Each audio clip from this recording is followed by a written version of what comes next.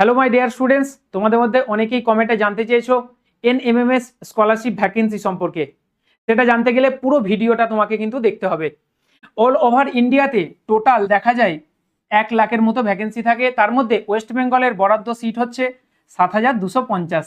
7,250 জনের মধ্যে তোমাকে কিন্তু ফাইট করে ঢুকতে হবে। এবার বিষয় হচ্ছে কত নাম্বার পেতে হবে এই স্কলারশিপটা পাওয়ার জন্য।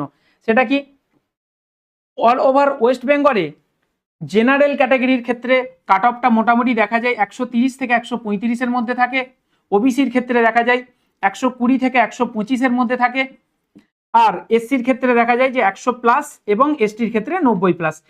এই ব্যাপারে ফুল ডিটেলস ভিডিও অলরেডি আমাদের চ্যানেলে দেওয়া আছে, তোমরা কিন্তু অবশ্যই ওখানে ভিজিট করবে। আর ডেসক্রিপশানে ওর লিঙ্কটা আমি পিন করে দেবো।